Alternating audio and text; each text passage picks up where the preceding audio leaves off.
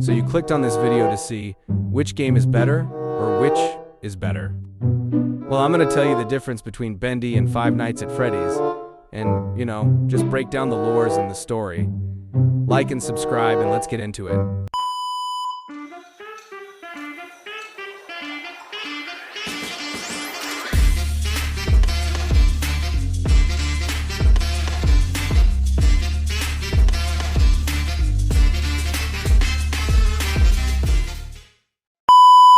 Let's start off with Five Nights at Freddy's.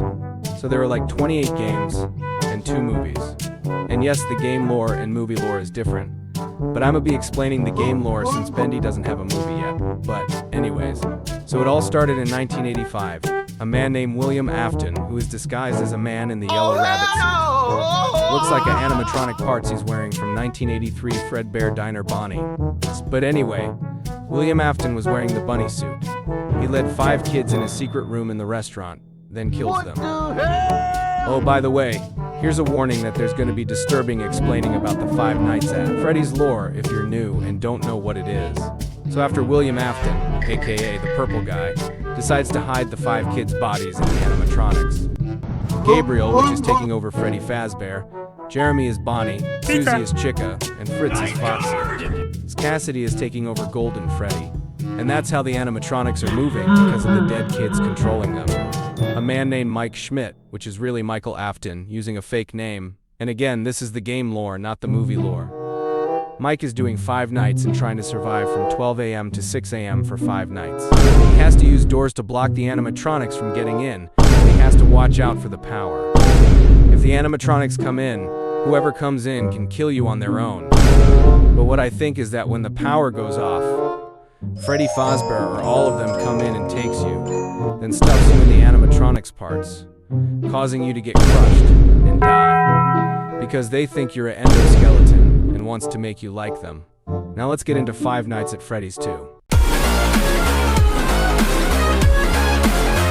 Before the first game, Five Nights at Freddy's 2 takes place at a newer Freddy Fazbear's Pizza. Outside the building, a man in a purple uniform murders a young girl named Charlie near the back alley. Her soul possesses the puppet after it escapes the prize box. The puppet later gives life to the other animatronics, which is the toys, probably Wizards, causing the restaurant to become haunted even before the night guard starts working. The older animatronics from the previous Freddy Fazbear's Pizza are kept in the building as broken withered versions. These animatronics are already possessed and aggressive. To replace them, the company builds the toy animatronics with facial recognition software. However, the toys begin acting strangely, likely influenced by the puppet and the lingering spirits, showing that the haunting is spreading instead of stopping. As nights pass, the spirits grow more violent, leading to the Bite of 87, where an animatronic attacks a human during the day. The restaurant shuts down, the toy animatronics are scrapped, and the possessed withered animatronics are kept for parts. These are later repaired and reused for the original Five Nights at Freddy's location, proving the haunting was never truly ended. Now let's do Five Nights at Freddy's 3. I hope you die in a fire! Oh, and by the way, before we explain Five Nights at Freddy's 3, I was saving this main important part of the lore. So remember in Five Nights at Freddy's 1? Well, William Afton was in the restaurant. Then the 5 ghost children was chasing and scaring him after realizing he killed them.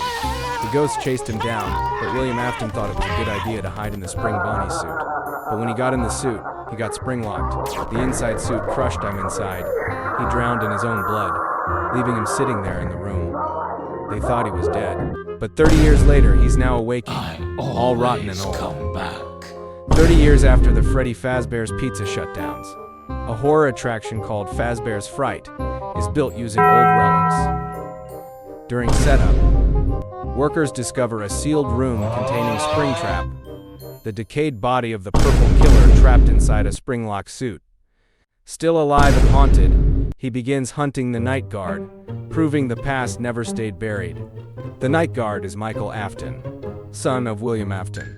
He goes back into Fazbear's Fright because he's trying to find and free the spirits trapped in the old animatronic sand to ultimately stop his father's evil. He doesn't know the full danger at first, but his mission pulls him into confronting Springtrap, the decayed suit containing William. At the end, Fazbear's fright catches fire. Michael Afton tries to destroy the haunted animatronics and finally traps Springtrap inside the burning building. As flames rise, Springtrap screams, Michael! Don't Leave me here! showing William Afton's tortured soul begging for escape. The fire engulfs the attraction, supposedly ending the hauntings, and the spirits are freed, leaving Michael to survive as the last witness to the horrors. If you want me to explain Five Nights at Freddy's 4 to 6, subscribe and leave a comment down below. But now we're going to Bendy. There are 5 Bendy games that I know of. 2 main Bendy games, 2 Boris games, and 1 mobile game. And 3 more Bendy games is coming too, plus a movie. But let's do 2 Bendy games. Let's start off with Bendy and the Ink Machine. Kills your day. I am alive. Henry Stein, an animator, returns to his old studio after years. The place is abandoned and filled with strange ink creatures. He discovers the studio's experiments with a mysterious ink machine, which brings drawings to life. Early creations, like Bendy, begin acting violently. Henry realizes the studio's owner, Joey Drew, used the machine to try to achieve immortality by trapping human souls in ink. As Henry explores, he finds evidence of missing employees. The ink monsters are twisted versions of old cartoon characters, animated by the corrupted souls of workers. The machine seems to feed off fear and life, growing stronger with each killing. Henry also learns about Alice Angel, a character whose soul has been warped by the machine, switching between innocent and monstrous forms. The deeper Henry goes, the studio becomes more nightmarish. He uncovers Joey Drew's obsession, using ink to cheat death. The ink spreads everywhere, consuming people and objects. Bendy and other monsters hunt him relentlessly.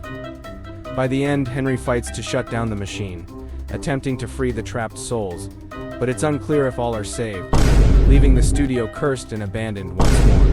Now let's do Bendy in the Dark Revival.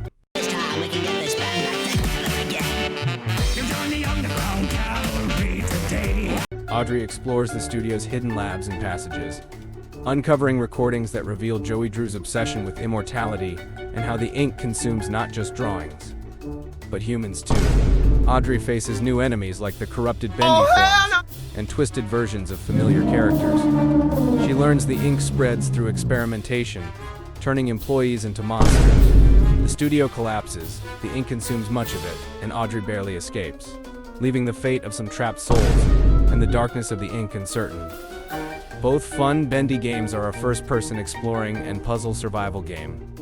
While most of the Five Nights at Freddy's games are just a sit-in-one-place survival game, except some like Security Breach. But anyway, the winner of the storyline and deep lore is Five Nights at Freddy's, but the winner of gameplay and exploring, free roaming, and story is Bendy. For me, I'd pick Five Nights at Freddy's, but comment down below which one do you think is better. Like and subscribe, and I'll see you guys later.